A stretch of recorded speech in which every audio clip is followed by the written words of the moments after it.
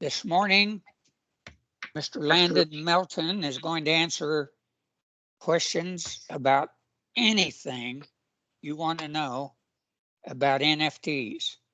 Or is it NTFs? NFTs. NFTs. Yep. Okay. Non-fungible something. Okay. Take it away, Landen.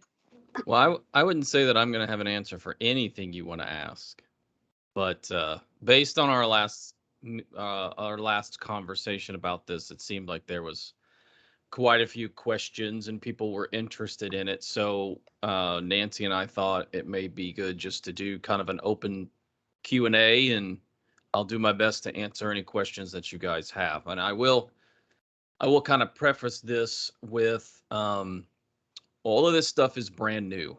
We're pretty much on the bleeding edge of any of this stuff. And so a lot of things haven't been built out yet.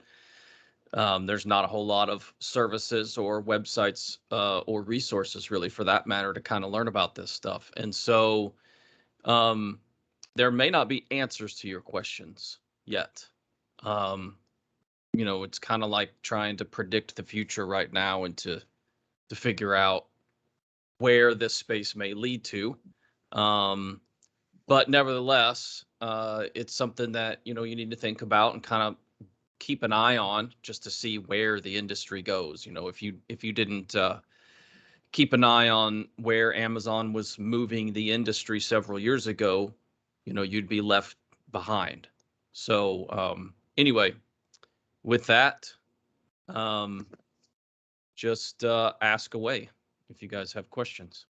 I guess, Landon, to try to offer an example of my takeaway from your last presentation, what we're moving toward in terms of the marketing of personal property. And that's a huge expanse, but let's try to narrow it. The example I gave, I think it was the Jack Dorsey of Twitter, when Twitter went live, put out his first tweet.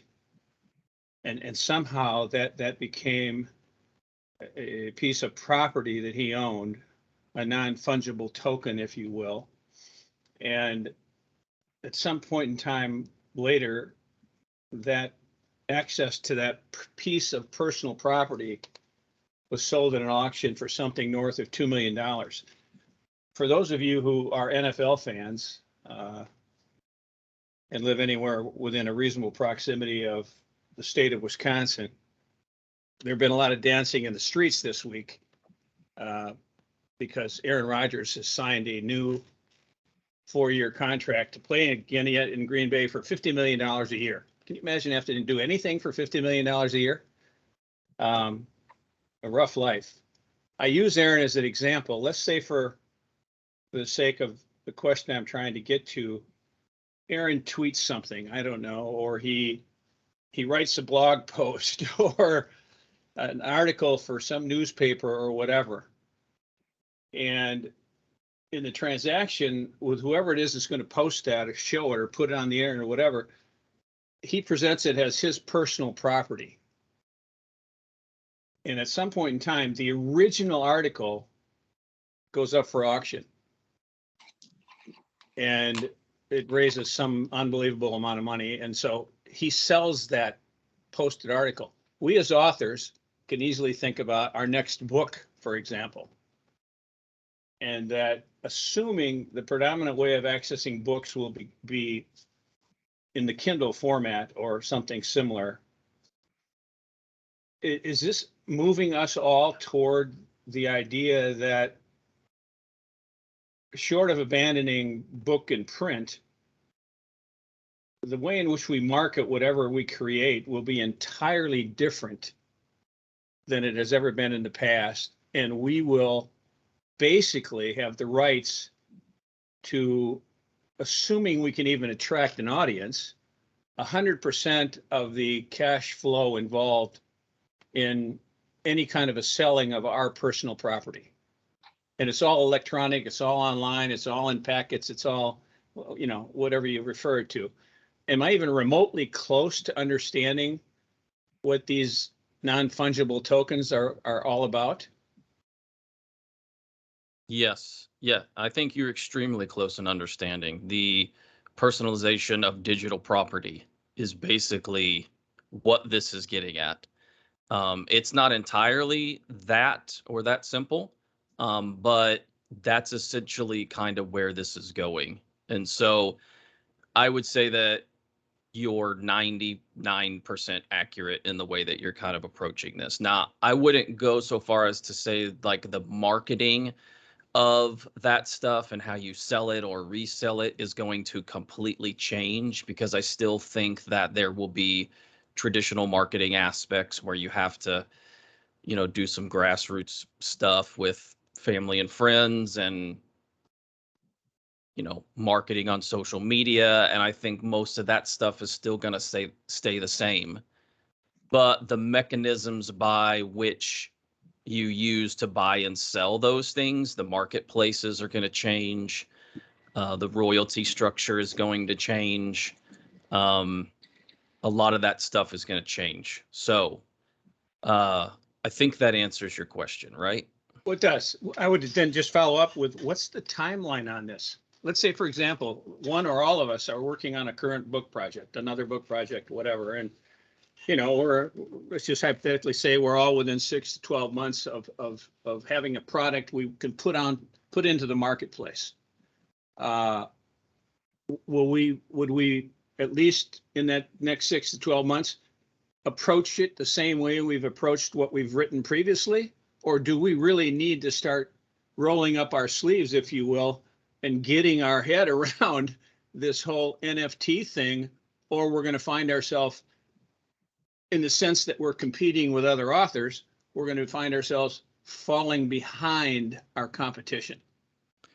No, I don't think that's going to be the case. I think what you'll begin to see, as with sort of the maturing of other technologies have been, is you'll see this transitory period where you have different marketplaces and services kind of come and go that are experimenting with this. And so you'll have the opportunity to be, have 1 foot on one side of the fence and 1 foot on the, you'll be able to see these marketplaces kind of come up and go away in different iterations of how this tech really gets implemented.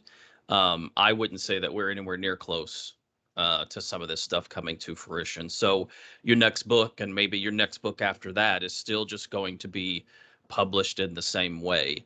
But I would just say, don't put it out of mind. Just know that that technology is there and that it is coming.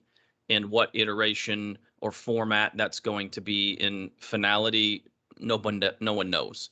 But just kind of be on the lookout for what is coming down the road for those types of services. And if and when you see, well, you're already starting to see some big names throw a lot of money into figuring out what this is actually going to be. But if and when you start to see places like, or you see a head like Amazon invests $500 million into NFT digital marketplace or something along those lines, that's when you need to start paying really attention to where they're gonna take it, because Amazon doesn't just throw a bunch of money at something. Well, they do throw money around, but anyway, big names like that throw money around to invest in where that technology is going to go. And so just be on the lookout. It's not 6 or 12 months out. It's probably more like five years out, 3 to 5 years out before you start seeing any real implementation. But that's just a guess. I don't really know. Well, last thought, then I'm done. I'll let anybody else ask. I'm an old dog, as you can tell. All these new things, I mean, I can't seem to get my brain to work as fast as it used to. And maybe I overloaded it earlier in my life. I don't know. But in any event, what I have a tendency to do today is if there's something happening in the marketplace that I'm trying to be a participant in, I certainly don't want to fall behind my competition. As I said earlier, I want to be able to at least maintain a pace with them. I look for help.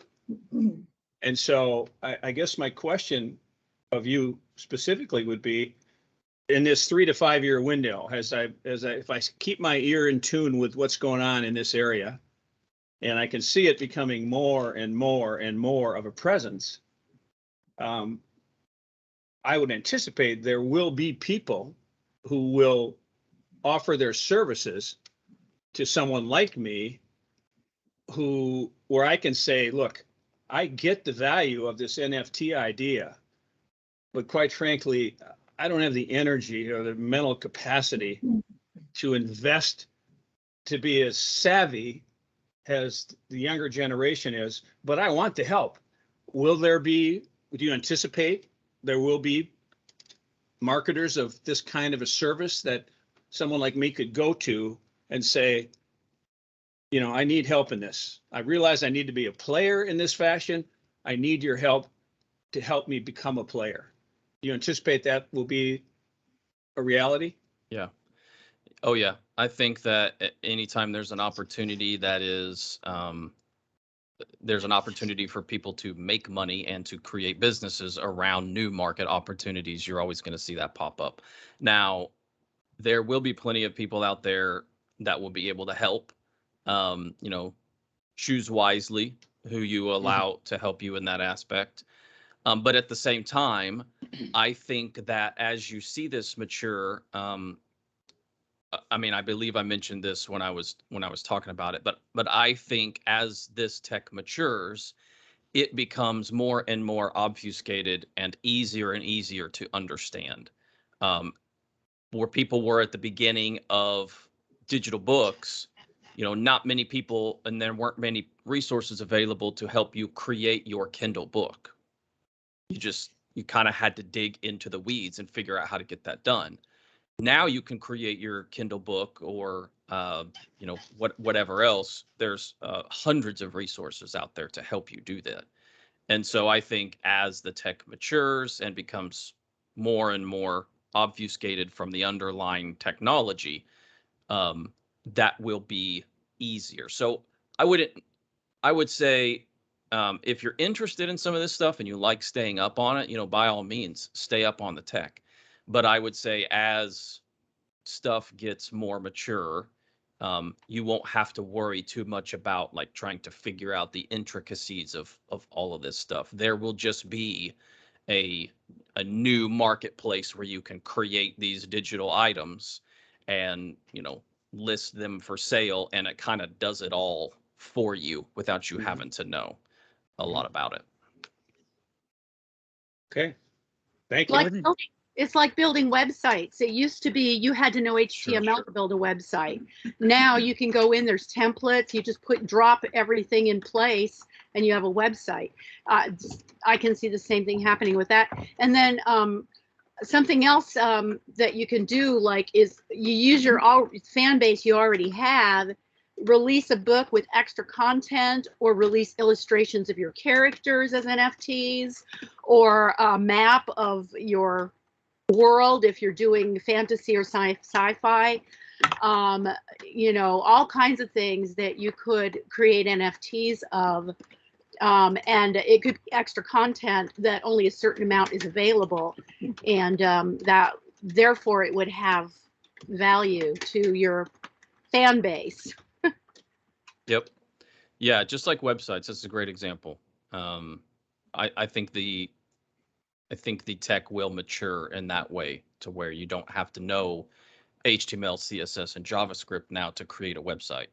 You can just build one with a drag and drop builder. So it will very much be like that. Yeah. Gordon, you had your hand up. Yeah, guys. Sorry, I'm in an odd spot today, so I'm standing out in the cold to speak real quick. The NFT idea for books is not that far from what already exists. Let's say, like, we know right now an author like Stephen King doesn't have a contract. He writes a book and then 5 people bid on it and give him $5 million and then he gets money off of the revenue. For any of us at this stage, if we got a book deal, they'd give us $1,000 and there'd be promises if we sold a bunch of books, but probably our net on that's going to be $1,000. So think about your personal situation. Many here have spent at least $5,000 publishing their book. What if a publishing company said, I'm going to give you $500 for your book? That means you made a net profit of $500. And most of us will go, spending $5,000 versus a net profit $500, I'd take the $500. But at that point in time, you would lose the book. They'd own it, they'd make the cover, any money on revenue would be theirs.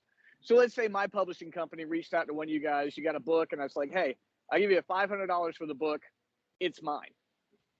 Would you do it?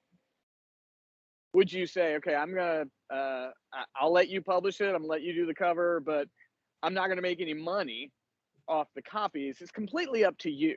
What do I own? I own a digital copy of what you've written. And then I can do with it whatever I want to do. And so there's a market for that where companies just buy books. And you have to ask yourself, do I want to spend $5,000 and publish it and market it myself, and I'm going to lose $5,000 and a lot of sweat equity? Or do I want to sell it for $500, know my content's out there, but it's going to stop? And so that's a future that's going to happen with books, where people just buy up books that have been written. And it's not that far from an NFT. What did you buy? Well, you bought a PDF or a Word document. And the authors will just have to ask themselves, what would I rather have?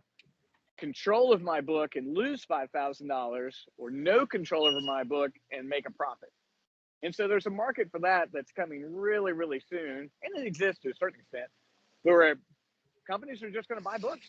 They're going to buy your manuscript, and the author will have to decide what they want to do with it. Kim, Yeah, I had a couple of questions, Landon.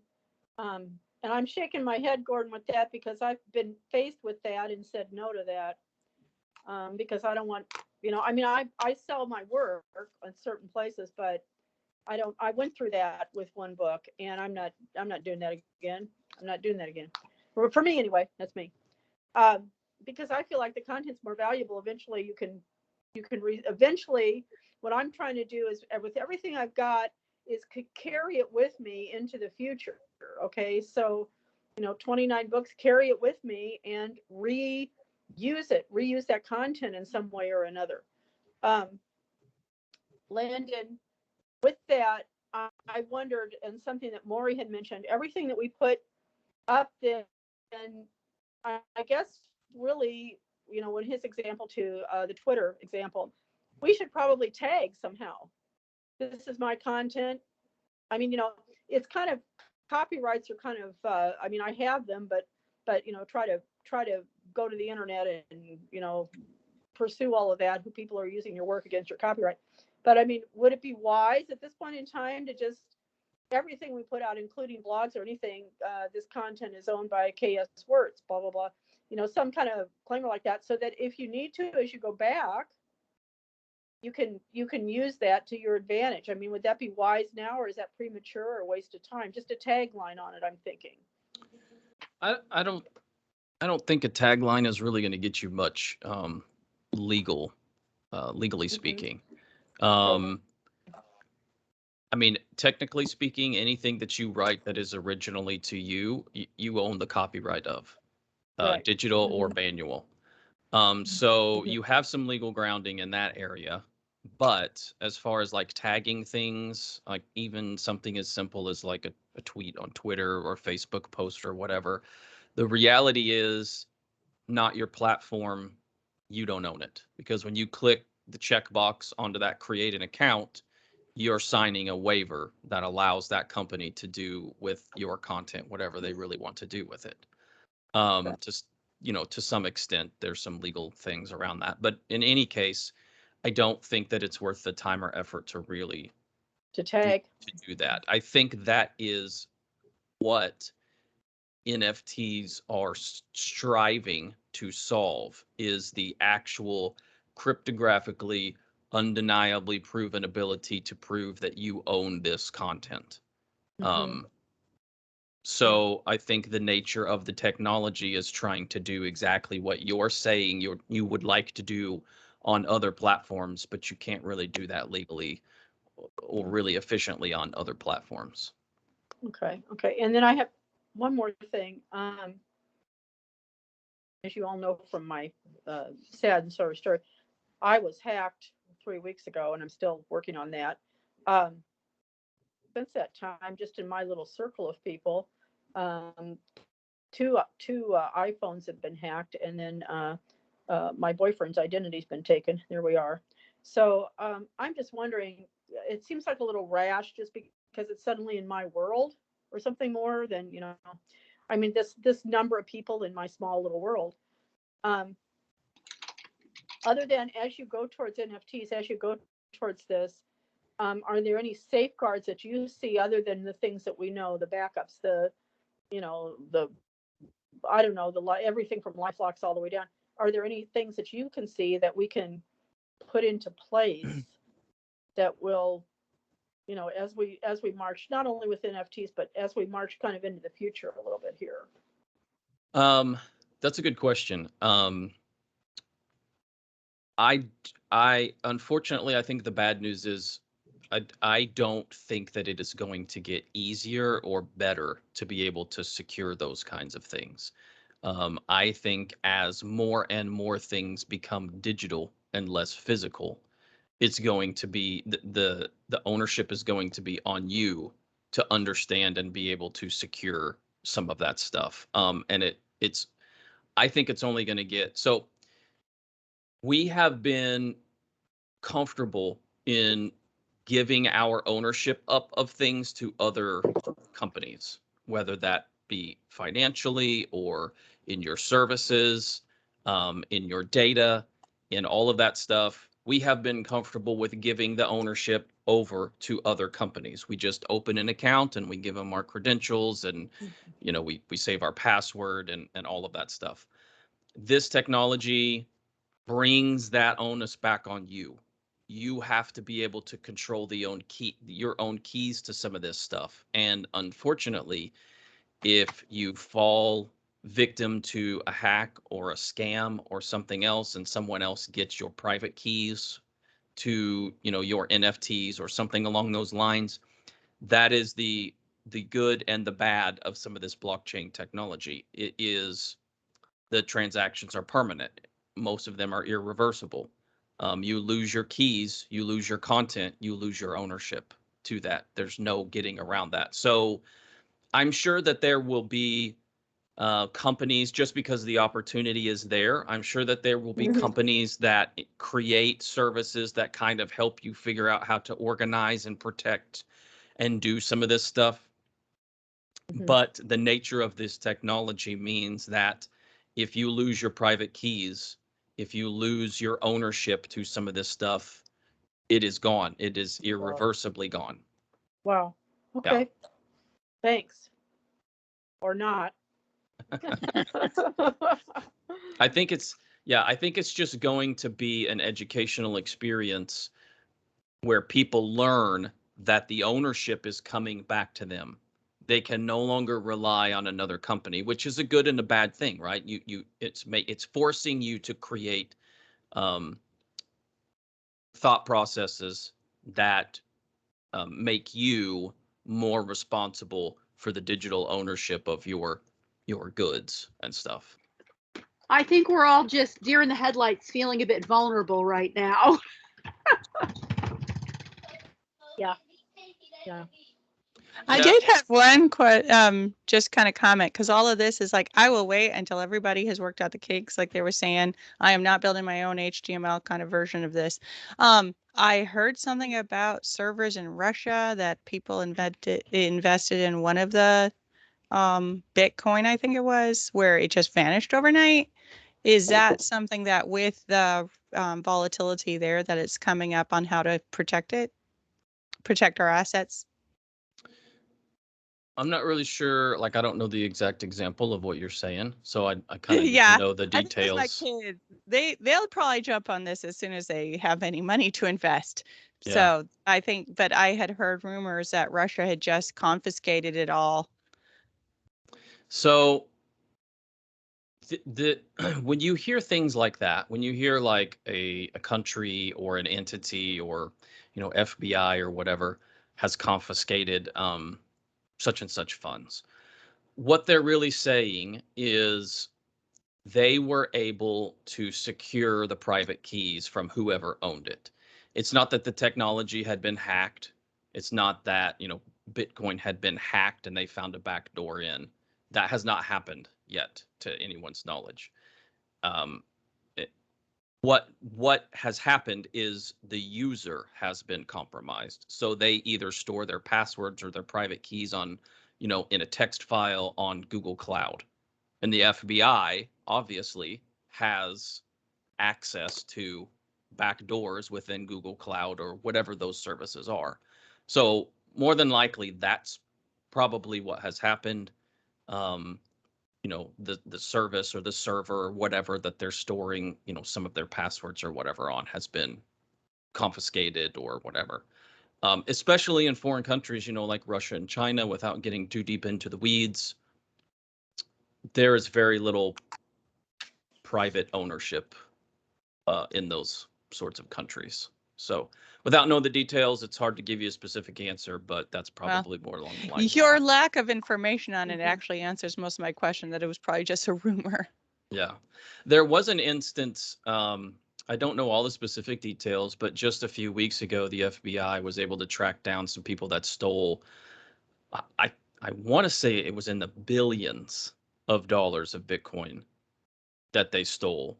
And everybody was freaking out because they were like, the FBI has a backdoor into Bitcoin, or there was all kinds of wild speculations. But in reality, what had happened is those people stored their private keys within what they thought was an encrypted, uh, some sort of an encrypted vault or whatever.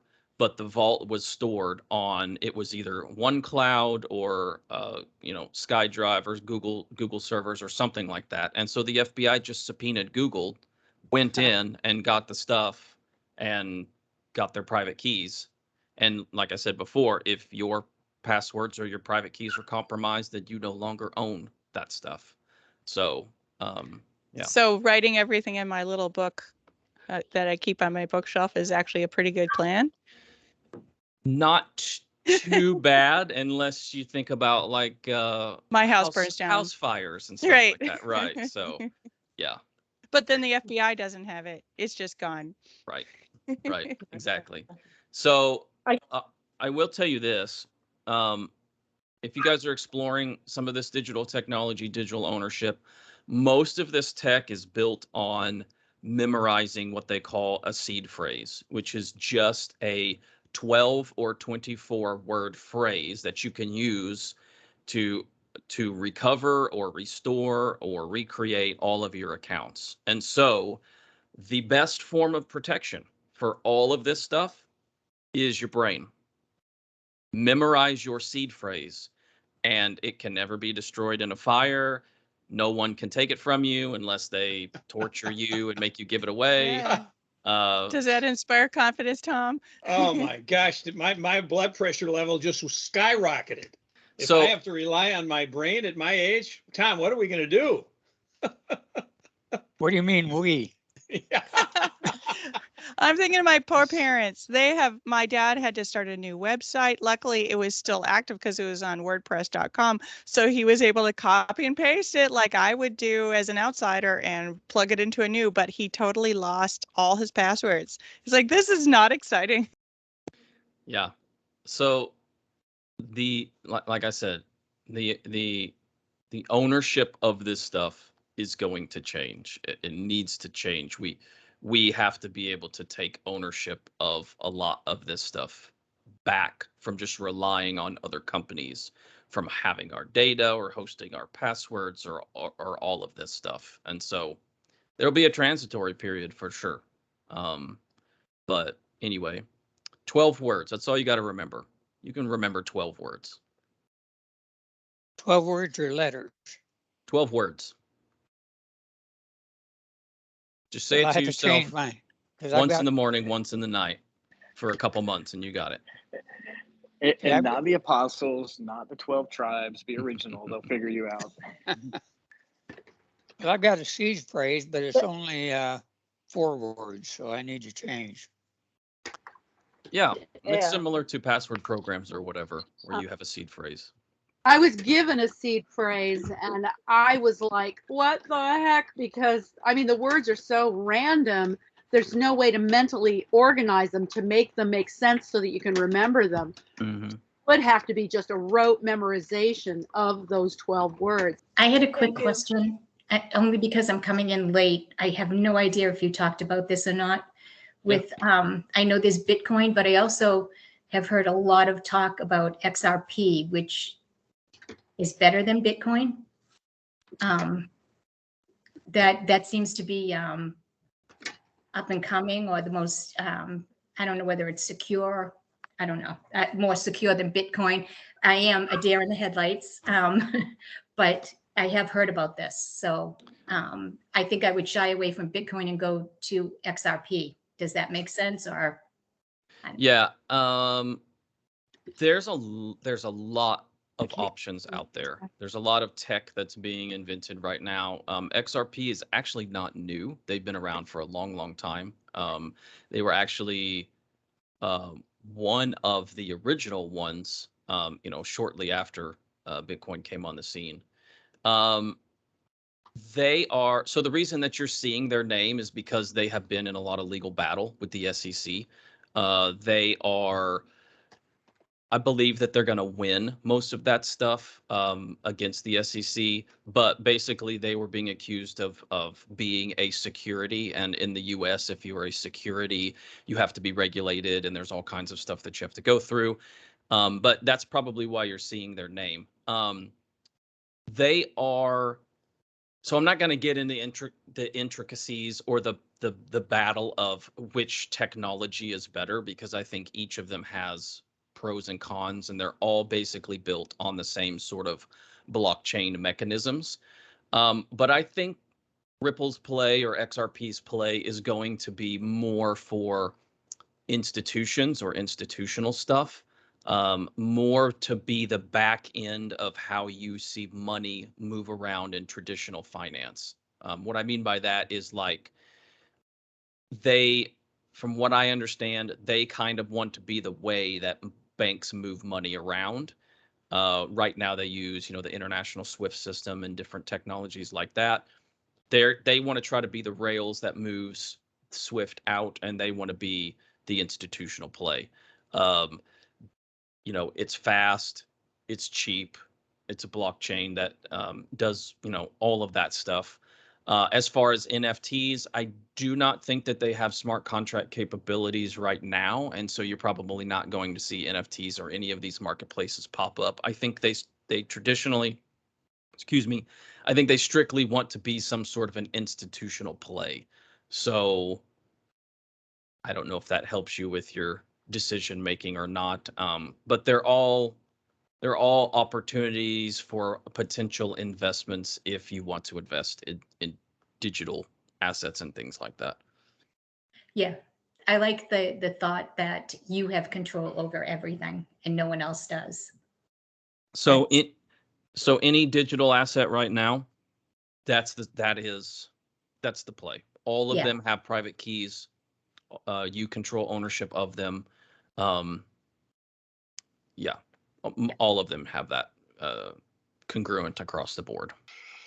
Phil, Okay. you were kind of the one that sparked the interest in NFTs, and people have just been asking some basic questions and stuff, and we were really kind of winding down on the Q&A, and Gordon suggested people maybe give a elevator pitch about their new projects, which is what we were getting ready to move into. But if you have any outstanding questions on NFTs or whatever, I'd be happy to answer or address those before we shift gears. No, go ahead and shift gears. The jury's still out on NFTs for me, especially for this first book. I think I'm going to probably delay any attempts at creating an NFT cover till maybe my third book when I'm a little bit more familiar with things. Sounds I good. think. Okay. Okay, does anybody want to jump in with their work in progress? Looks like today I'll finish the third book in my series. I almost stayed up half the night to finish it, but I really was too tired. I thought I better wait till morning. So today's the day I hope to finish that book, which it's a single book, but it's part of a 3-book series. And so that allows me to then put it into a box set at some point. I don't know how to do that yet, but I guess I'll figure it out on KDP. So I don't know about you guys, but anytime I get to the very end of a project like that, I'm ready to get there. I've really enjoyed it, but I'm ready to get there. You know how you just get ready to be done with it, but I don't want to rush it either. So this book actually turned out longer than the other 2, but it had more details and more dialogue. And anyway, I'm about to finish it today and then have a finished series. I think there could be later a continuation of it with the book 4, 5, 6, possibly, but I'm ready to do a little bit of nonfiction in between. So that's my goal, is to finish this and get it done and have that series and do a little nonfiction and see what comes after that. But I'm at that point where I'm feeling, yay, I'm almost there. Teresa, you were trying to say something. I'm about to finish a book, devotional book, and I'm starting to go back through it just to reorganize, maybe add some things here or there to get more pages. I'm hoping by next week to turn it over to my editor so he can start editing it for me.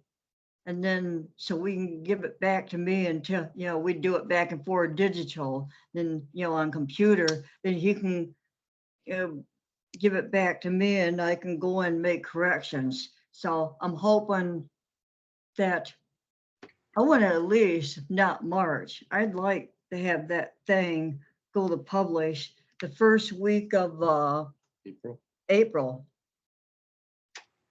Then I can start on number 2 devotion book, because I'm already coming up with topics that now I'm not gonna put them chapter in the first book. I'm gonna put them in the second book. So I got a list already. It's going in the second book.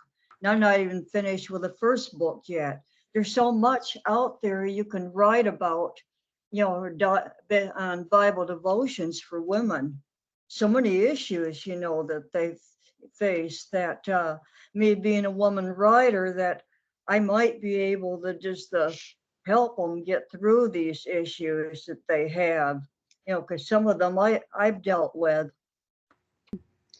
I am just getting started on book 3 of my series, and book 2 ended with the stowaways almost dying from oxygen deprivation, trying to get through the cargo doors into the body of the ship, and then they hide out in a grow area where there's lots of plants and stuff, and then they're discovered, and so that's where the first book ended. But when it ended, one of the guys who actually, I don't know how to put it, but anyway, he wasn't part of the stowaways, but he ended up holding him at gunpoint and ended up going with them. And so he's like a loose cannon. They have no idea about this guy or his background or who he is. So book 2 is going to expand on who he is and why he did that. And it's going to take you through the stowaways, going through their training via 3D video stuff, so that they're ready to colonize. And then and also they found out that they're all going to be older than everybody else, because there's only so many extra sleep pods that were for emergencies, and there's more of them than there are the sleep pods, so they're going to have to rotate. So I actually had to make a Excel file, and I figured out, for 50 years how the rotation was going to be, so I'd know who was up together and who was up with whom. And so basically, I'm going to be building new relationships with some of the people that are in the community who are trying to integrate these stowaways. And then when they get to the planet, they are going to just get started, and some of the stowaways are going to break away with some people from the first ship who were not really part of the colonists. They were people from NASA and different scientific scientists that wanted to go. They allowed a small group in order to use NASA's facilities for, getting back and forth to the space station and all that.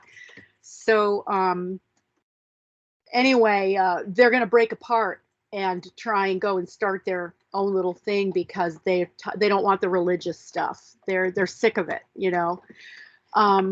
Anyway, there's going to come a catastrophe, unexpected, that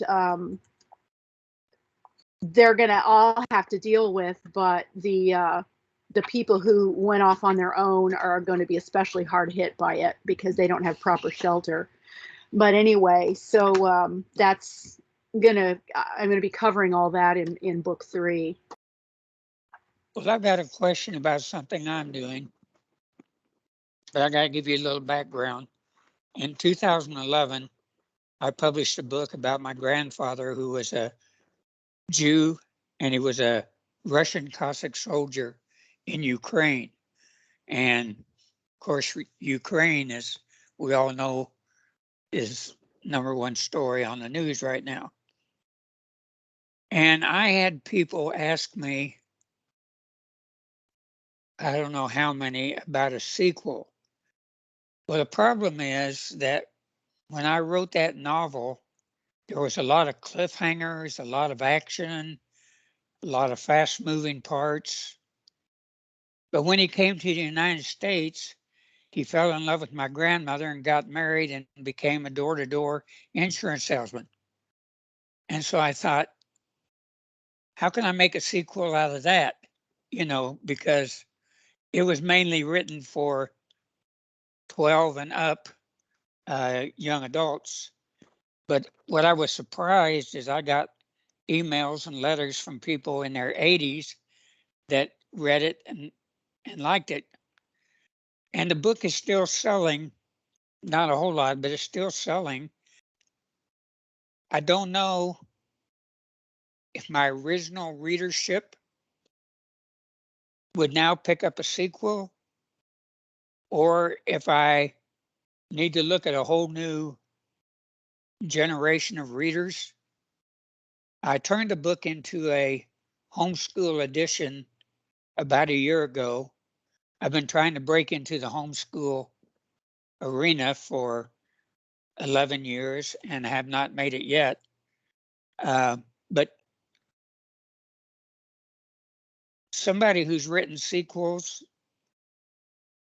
or help me out, where should I go with this? Is it fiction? Is it historical fiction, or is it an or is it a biography? What is it? It's historical fiction. Well, then I'd say he's got a secret, doesn't he?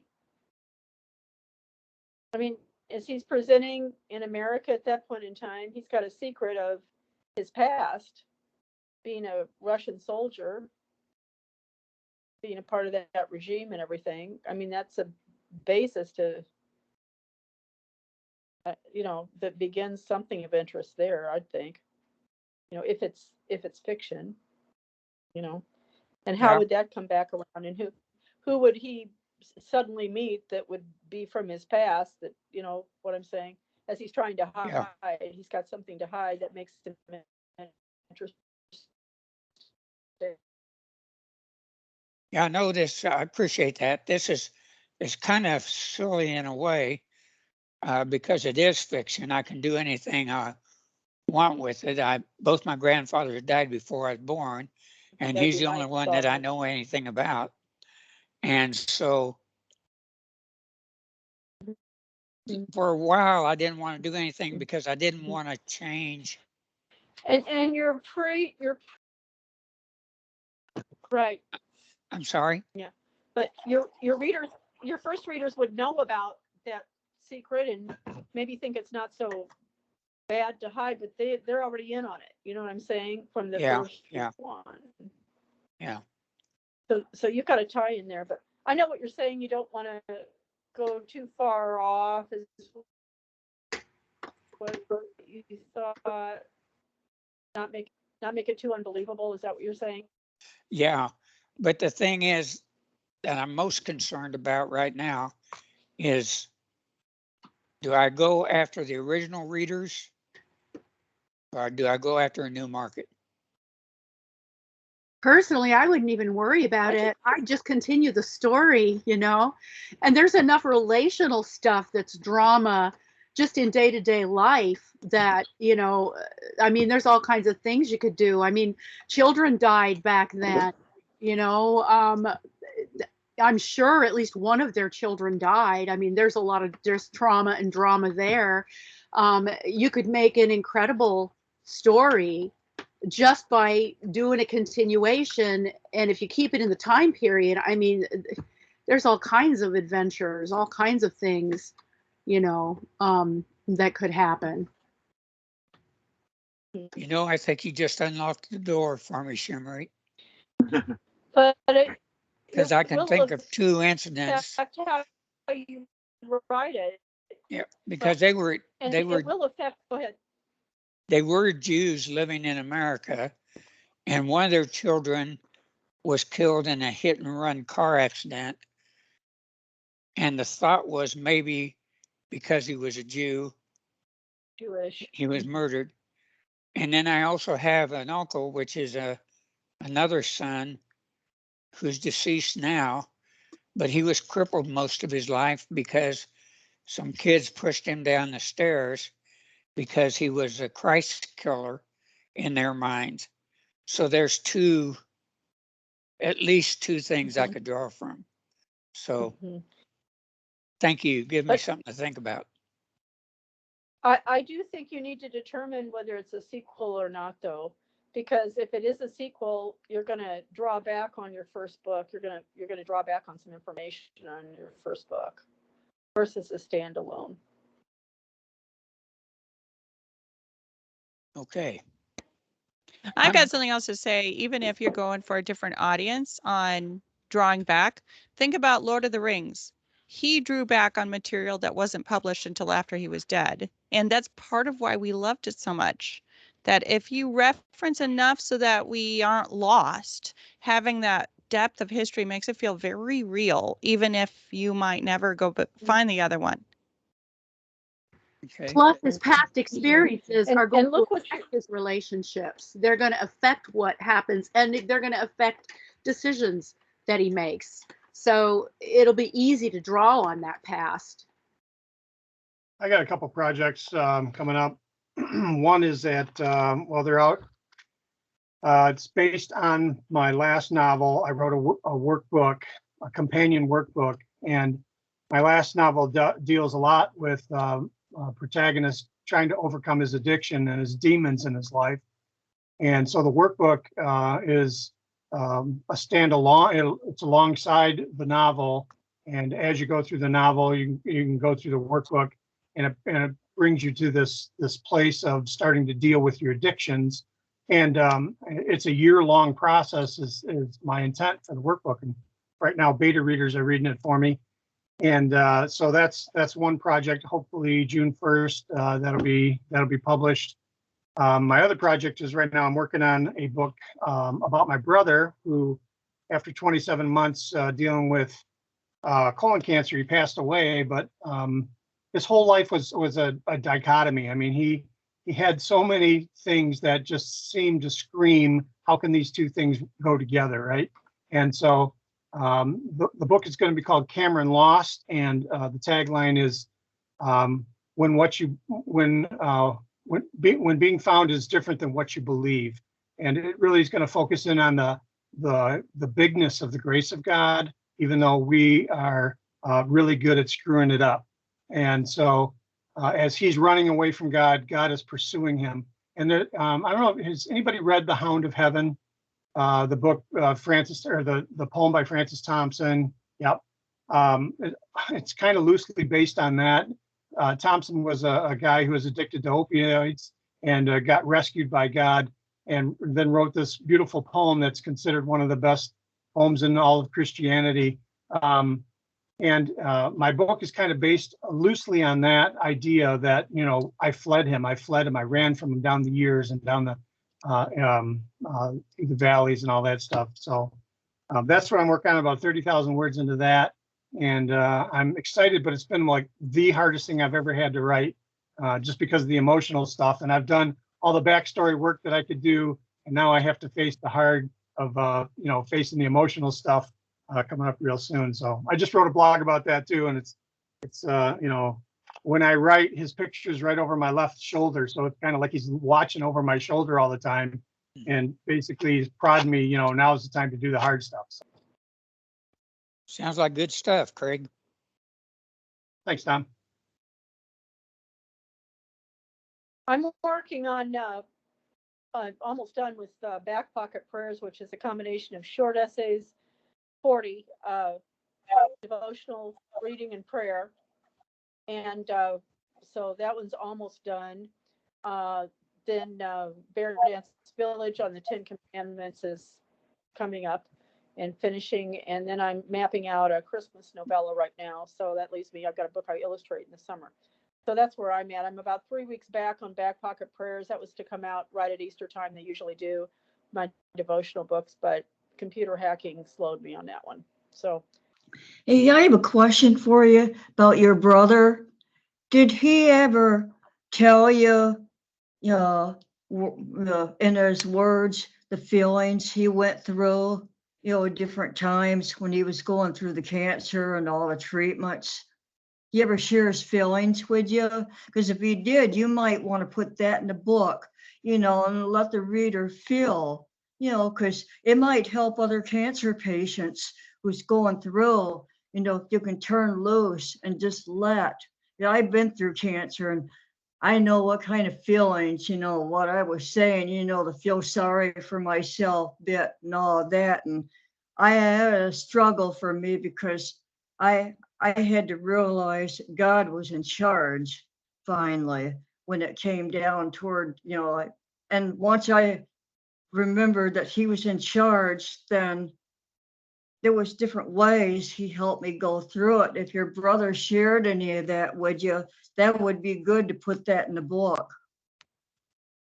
Yeah, he did often, because he kind of ran away from God. He was a pastor for a time, and then became a brewmaster, and then just had an affair and wrecked his marriage and burned down his life basically, and then was just hiding from God. I mean, he even grew this horrendous beard and long hair, just was blatantly hiding from God, and then had these just these revelations, and God rescued him, but then the cancer came up at the same time. And so we did talk often. He lived with me for 5 months during some of this stuff, so I've got lots of that stuff that I'm hoping to breathe into this work. I have something that's probably coming up. It will involve writing eventually if it works out. I applied to become go to a biblical counseling master's degree. So it includes a dissertation, but I might be too busy to do much writing outside of schoolwork here for the next couple of years. Oh.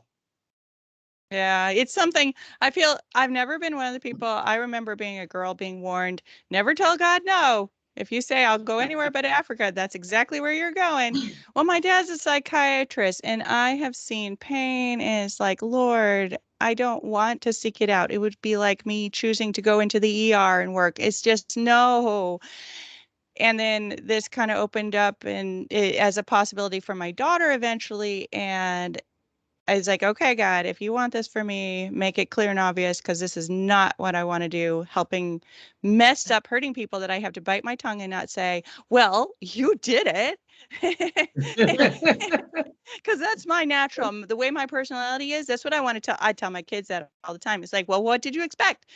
Anyway, so God very clearly was like, yeah, go for it. And this is the perfect time. So I'm hoping to still make it here on Thursdays, but I might be too busy with coursework. We'll see.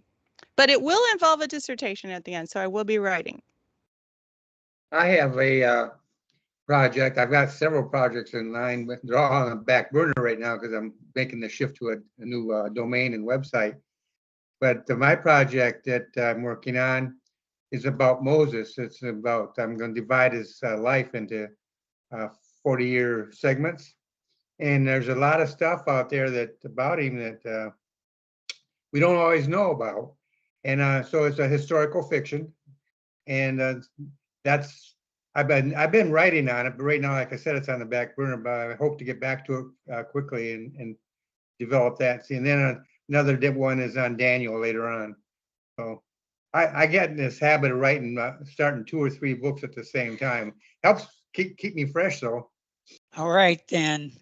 Landon, thank you so much for your answers and for helping us understand this. And everybody have a wonderful day and weekend. And I started to say I'll see you next week. I don't know if I will or not.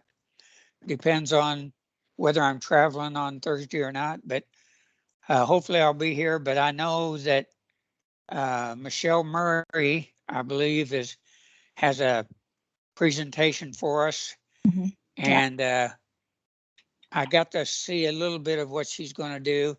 And you don't want to miss it. So see you all next week. See everybody. Safe Bye, guys. travels. Bye. Bye. Safe Thank you. travels. Bye. Bye. Take